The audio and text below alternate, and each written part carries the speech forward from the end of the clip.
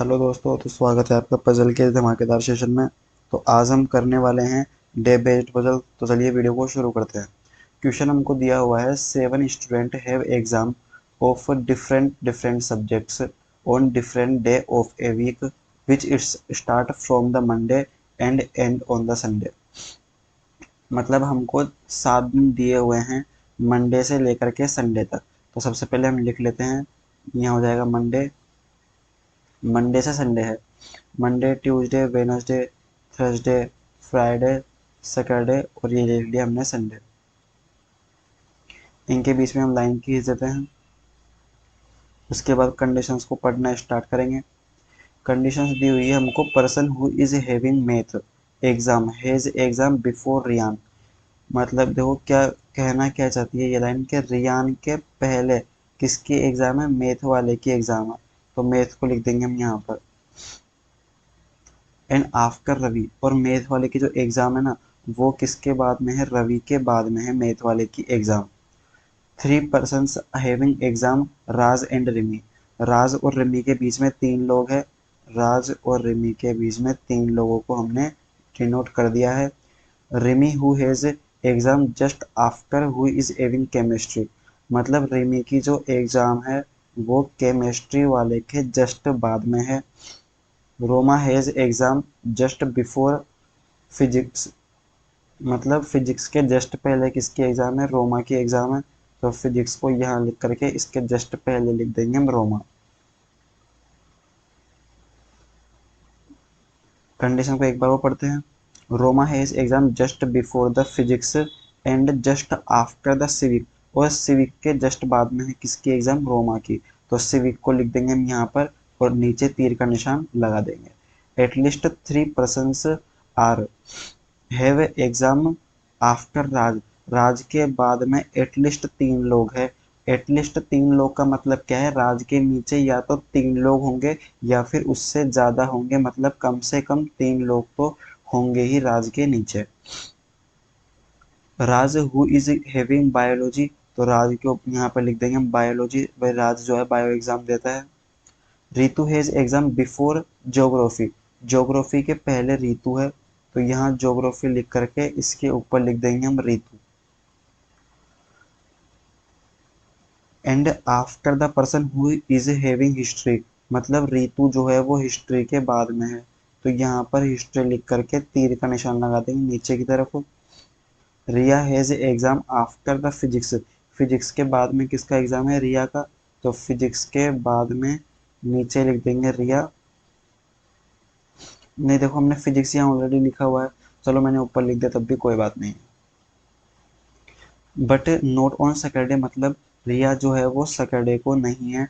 तो यहाँ पर रिया लिख करके हम इसे क्रॉस कर देंगे ताकि हमको याद रहे भाई सैटरडे को रिया नहीं है।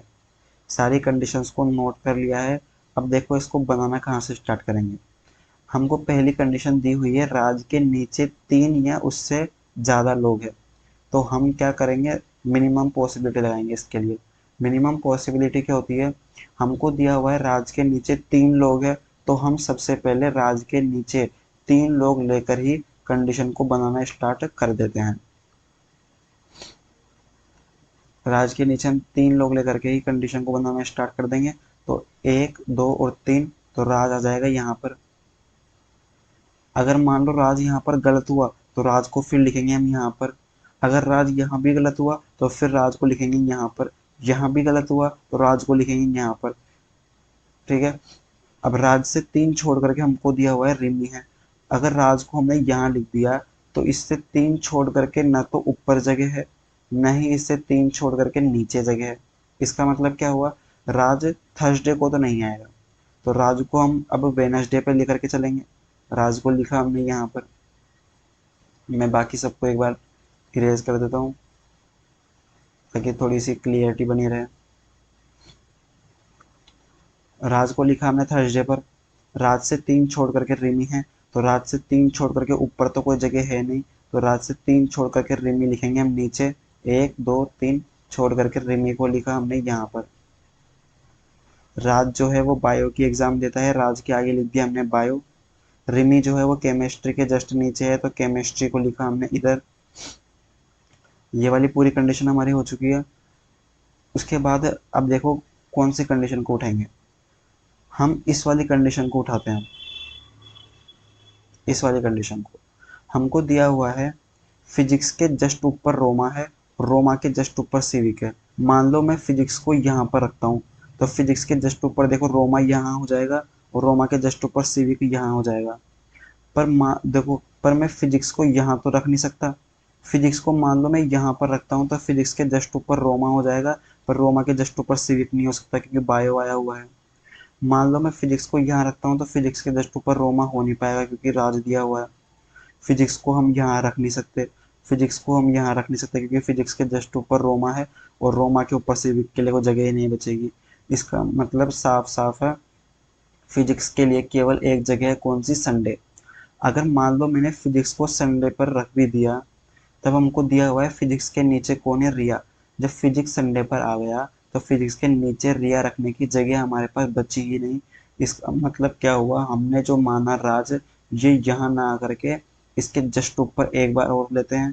मान लो इसके जस्ट ऊपर भी गलत निकला, तब हम इसको लेंगे फिर राज को मंडे पे। तो सबसे पहले राज को हम ट्यूसडे पर रख करके बनाना स्टार्ट कर देते हैं। तो अब मैं इसको इरेज कर देता हूँ। राज को अब हम रखेंगे ट्यूसडे पर, क्योंकि हमारी सारी कंडीशन धीरे धीरे करके गलत हो गई थी इसलिए। इन सबको भी रेस कर देते हैं। राज को अब रखेंगे ट्यूसडे पर। राज राज एग्जाम देता है किसकी? बायो की। राज से 3 छोड़ करके रिमी है तो रिमी आ जाएगा यहाँ पर। रिमी केमिस्ट्री के जस्ट नीचे है तो केमिस्ट्री को लिखेंगे यहाँ पर। ये कंडीशन पूरी हो चुकी है। अब देखो वापस से इसी कंडीशन को उठाएंगे हम। फिजिक्स के जस्ट ऊपर रोमा है, रोमा के जस्ट ऊपर सिविक है। मान लो मैं फिजिक्स को यहाँ पर लिखता हूँ तो फिजिक्स के जस्ट ऊपर रोमा नहीं आ पाएगा। मान लो मैं फिजिक्स को यहाँ पर रखता हूँ तो फिजिक्स के जस्ट ऊपर रोमा यहाँ आ जाएगा, केमिस्ट और सिविक जो है यहाँ आ जाएगा। फिजिक्स को हम यहाँ रख नहीं सकते। फिजिक्स को अगर मान लो मैंने यहाँ पर रख दिया तो फिजिक्स के जस्ट ऊपर रोमा तो यहाँ आ जाएगा, पर सिविक देखो यहाँ नहीं आ पाएगा। इसका मतलब फिजिक्स के लिए एकमात्र यही जगह बची हुई है सैटरडे पर। तो फिजिक्स को हम रख देंगे सैटरडे पर। ये लिखा हमने यहाँ पर फिजिक्स। फिजिक्स के जस्ट नीचे देखो, फिजिक्स के नीचे क्या था? रिया था, तो रिया के लिए केवल यही जगह बची हुई है। फिजिक्स के जस्ट ऊपर रोमा है, रोमा को लिखेंगे यहाँ पर। रोमा के जस्ट ऊपर सिविक्स है, सिविक्स को लिखेंगे यहाँ पर। ये कंडीशन हो चुकी है, ये कंडीशन ऑलरेडी हो ही चुकी है। अगली कंडीशन हमको दी हुई है कि रवि के नीचे मैथ है और मैथ के नीचे रियान है। तो मैथ देखो संडे पर तो मैथ हो नहीं सकता क्योंकि फिर मैथ के नीचे रियान हो नहीं पाएगा। और अगर रियान मैथ को मैं मंडे पर भी नहीं रख सकता क्योंकि उसके ऊपर रवि नहीं हो पाएगा। इसका मतलब मैथ के लिए केवल एक जगह बची हुई है, वेडनेसडे। तो मैथ को रखेंगे यहाँ पर।